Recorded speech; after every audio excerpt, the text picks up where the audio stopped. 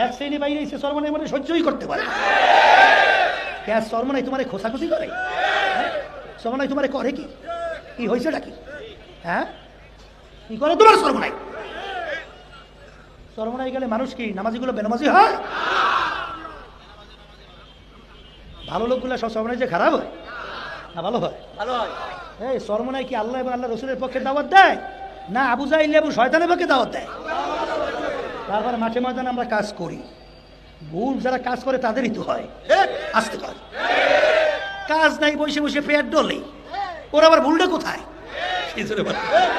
তা আমাদের ভুল তো ওইটাই পারে না।